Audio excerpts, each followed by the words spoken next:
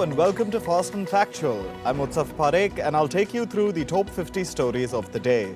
Let's begin. A Ukrainian woman was pulled alive from rubble after Russian missiles hit an apartment complex in the Donetsk region. Police officials also rescued a man from the rubble. The rescue operation lasted several hours. The Kremlin has responded to Australia's decision to cancel Russia's lease for a new embassy in Canberra. The Kremlin has called the move hostile and Russophobic. Australian Prime Minister Anthony Albanese said that his government would ensure that the leased site was not used by Russia. Australia is one of the largest non-NATO supporters of Ukraine amid the ongoing war. The Russian army is looking to recruit both crime suspects and convicted criminals to go fight in Ukraine. Russia's lower house of parliament has passed legislation that allows the defense ministry to sign contracts with criminals.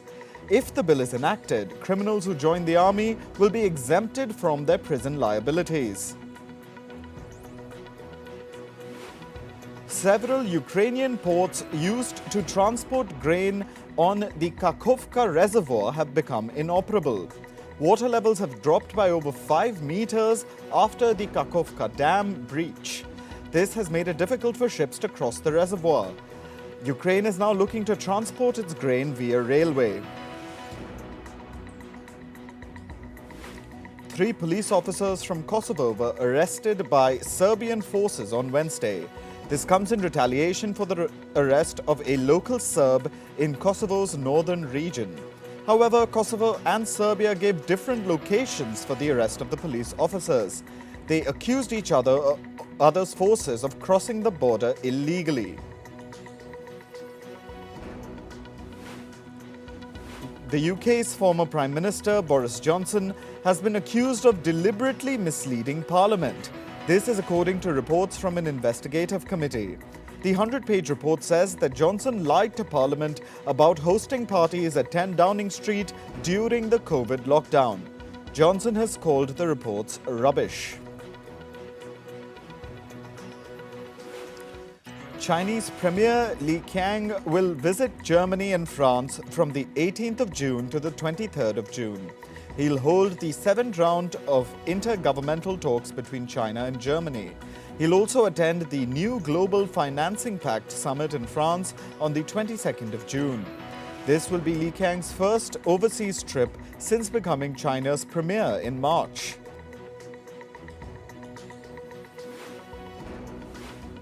Thousands of people marched on the streets of Poland's capital, Warsaw. The protests erupted after the death of a pregnant woman who was denied an abortion.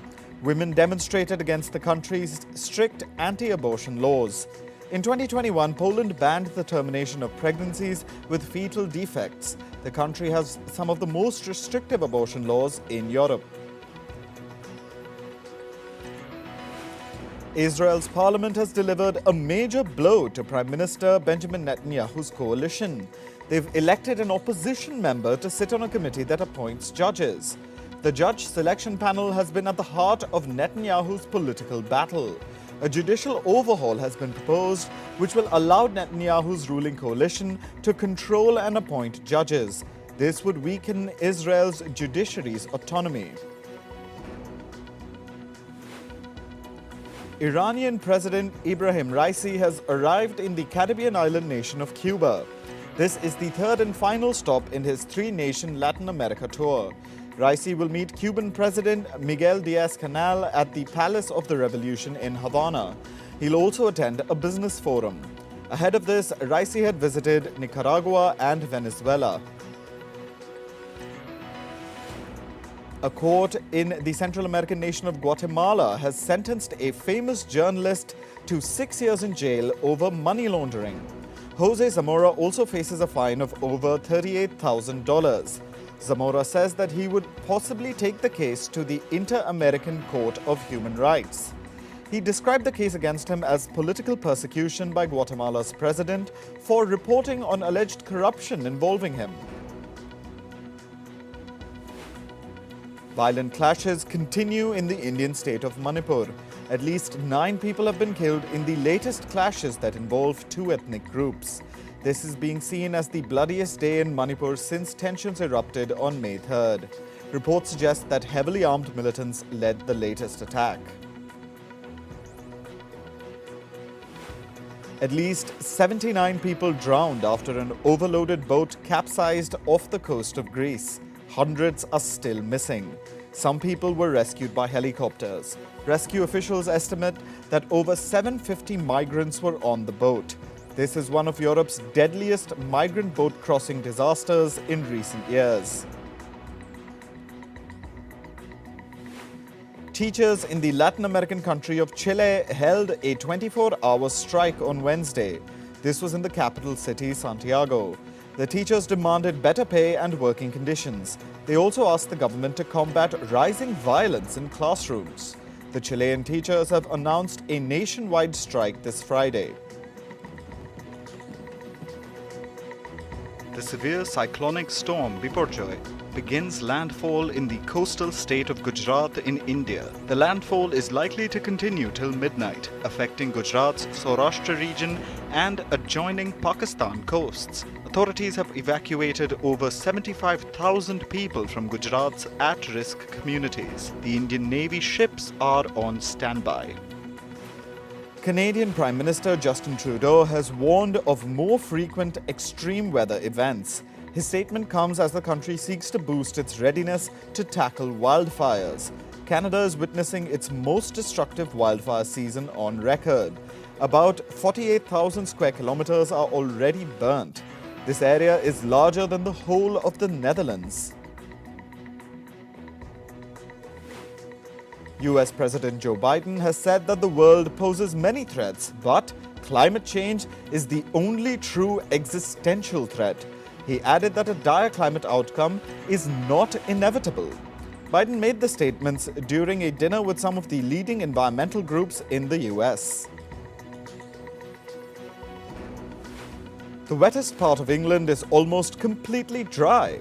The River Derwent in Borrowdale in the Lake District has run dry for the 3rd consecutive year. Experts have warned that this will lead to disastrous conditions for wildlife.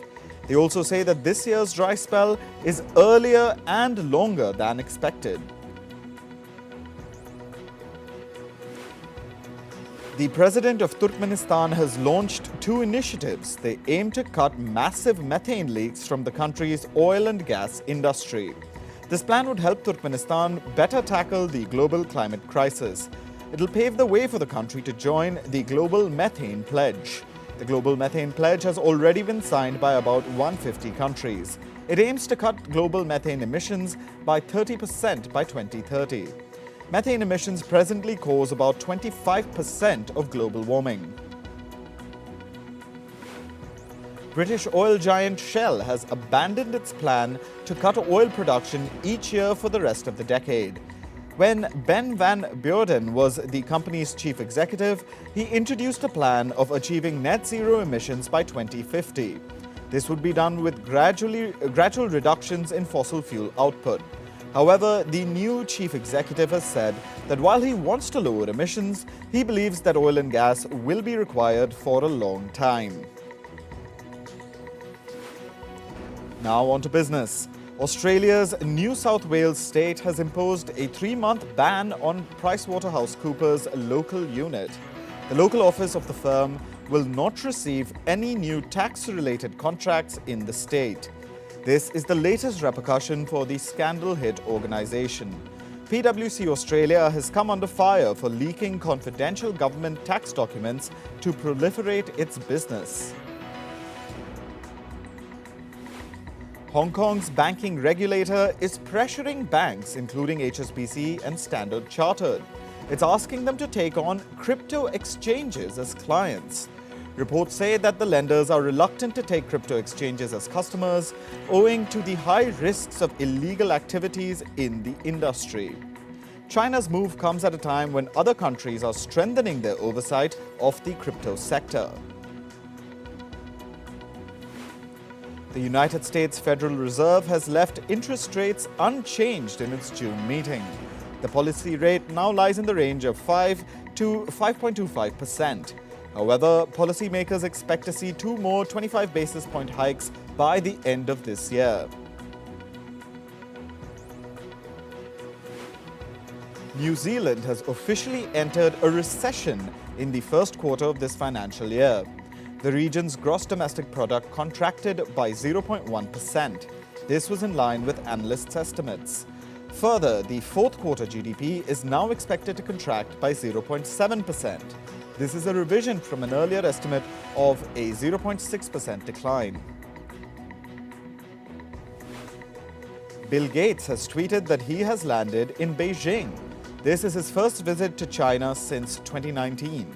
He's there to meet with partners of his philanthropic venture, the Bill and Melinda Gates Foundation. Reports say he'll also meet China's President Xi Jinping during the visit. If that happens, it'll mark Xi's first meeting with a foreign private entrepreneur in recent years. According to reports, financial giant Goldman Sachs is cutting more than 30 banking jobs in Asia. Most of these will be in the Global Banking and Markets division. These are a part of Goldman's elimination plans that was reported last month. This round will see about 250 employees being laid off. French aerospace engine maker Safran will sign a deal to acquire a unit of Raytheon Technologies. Raytheon is an American aerospace and defense conglomerate. Safran will buy its unit that makes light controls for aircraft, helicopters, and missiles. The deal could be valued at about $1.8 billion. A court has issued an eviction order for a Twitter office based in the American state of Colorado. This is because the company has not paid its rent since March. There have been several reports of unpaid bills against the company ever since Elon Musk took over. A group of 17 music publishers have sued Twitter in the US. It includes Sony Music Publishing and Universal Music Publishing Group. They are accusing the social media company of enabling copyright violations. This is by allowing users to post music without a license. The group is seeking more than $250 million in damages for the alleged infringement. There's a small chance that Google may have to sell its lucrative advertising technology business. This is to address concerns about alleged anti-competitive practices. The development comes after the European Union threatened the company with its harshest regulatory penalty. This could include a fine of as much as 10% of Google's annual global turnover. Moving to sports. In cricket, England and Australia are gearing up for the 5-match Ashes series. The first test match will be played at the Edgbaston in Birmingham on Friday. England's Moeen Ali will make a comeback to the test format after having retired in 2021. Hosts England will have a 4-man seam attack. This will include captain Ben Stokes, veteran James Anderson, Stuart Broad and Ollie Robinson. In football, Italy will play against Spain at the UEFA Nations League semi-final. The two football giants will clash at the FC Twente Stadium in the Netherlands. Previously, in 2021, the two teams played against each other in the Nations League semi-final as well. Spain won that match 2-1. Meanwhile, Croatia beat the Netherlands 4-2 to enter the Nations League final. The Netherlands started off strong with a goal in the 34th minute. Visitors Croatia scored twice in the 54th and the 72nd minutes. Then the Dutch team scored a 90th minute equalizer. However, Croatia pulled off 2 thrilling goals in injury time to seal the win. They will now play either Spain or Italy. Egypt beat Guinea 2-1 on Wednesday. Mohamed Salah scored the winning goal for Egypt in the 80th minute. Egypt is now the 8th country to qualify for the Africa Cup of Nations. The tournament will see participation from 24 African countries. The Africa Cup will be hosted in the Ivory Coast next year. The rift between striker Kylian Mbappe and Paris Saint-Germain continues to grow. This comes after the Frenchman slammed PSG for the way they treated Argentine legend Lionel Messi. Mbappe has declined to renew his contract with the club after it terminates in 2024. Now, French President Emmanuel Macron has stepped in. Macron requested Mbappe to stay at PSG. In tennis, Wimbledon's prize money has been raised to a record $56 million. This is a jump of 11.2% from last year. The runners-up will also see a boost in their awards. The money awarded for qualifying for Wimbledon has also been increased by 14.5%. This means that even players who lose the first round are guaranteed about $70,000. In badminton, India's Shrikant Kidambi advanced to the quarterfinal at the Indonesia Open. He beat his Indian counterpart Lakshya Sen in a hard-fought battle. The game lasted close to an hour as Kidambi won 21-17, 22-20. He'll now face China's Li Feng on Friday. Meanwhile, India's HS Pranoy also advanced to the Indonesia Open quarterfinals. 7th seed Pranoy beat Hong Kong's Angus Long 21-18, 21-16. The match lasted just 40 minutes. Pranoy will play his next round on Friday as well.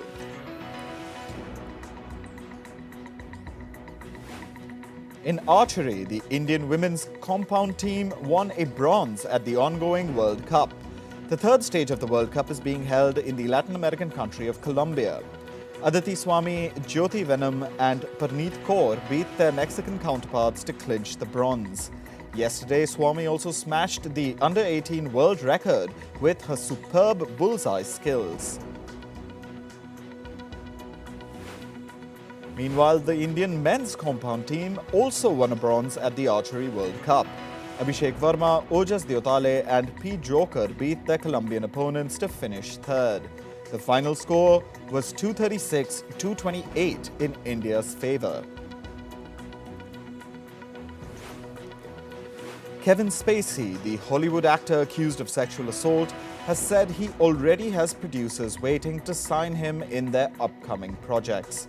Spacey claimed that producers will begin reaching out to him as soon as he's acquitted in an imminent trial.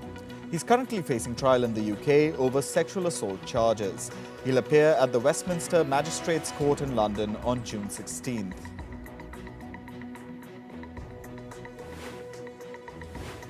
Kim Kardashian and Kanye West's elder daughter, Northwest, is all set to make her acting debut. She'll debut with Paw Patrol: The Mighty Movie. The 10-year-old will be playing the role of a Pomeranian named Minnie. The film is a sequel to 2021's Paw Patrol the movie. It's set to release on September 29th this year.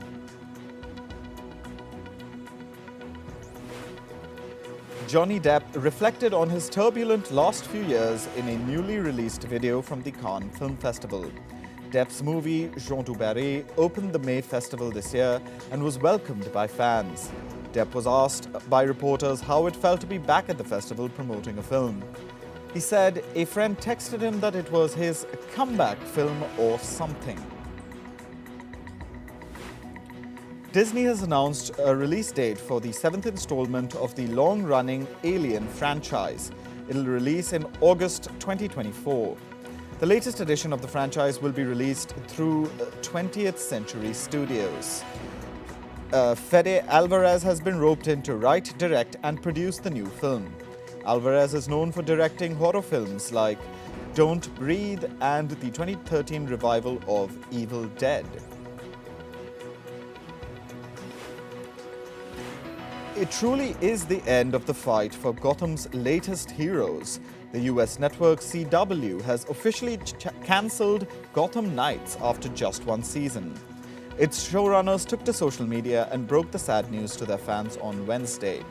The studio was unable to find another home for Gotham Knights despite repeated efforts. Sherry Season 2 will kick off on September 18th.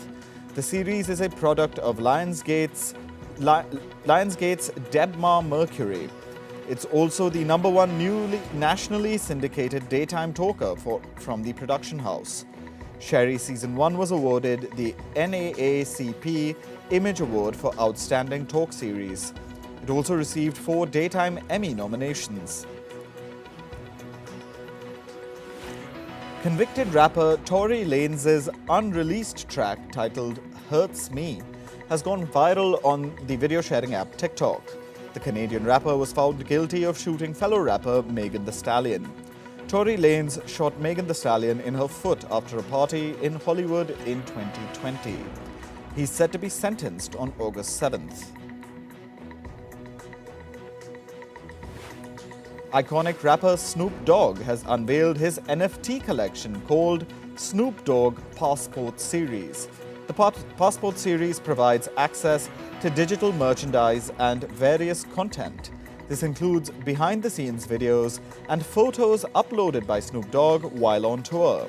Snoop Dogg says he believes that digital merchandise is part of the future. Cartoon Network is facing heavy criticism after one of its animated shows for toddlers featured new non-binary characters. We Baby Bears aired an episode during Pride Month featuring they/them pronouns and non-binary characters. Some people are now attacking Cartoon Network on social media and demanding that the episode be taken down immediately. Two-time Academy Award-winning performer and British lawmaker Glenda Jackson has died aged 87. Jackson's agent said she died on Thursday at her home in London after a short illness. She won 2 Academy Awards for Women in Love and A Touch of Class.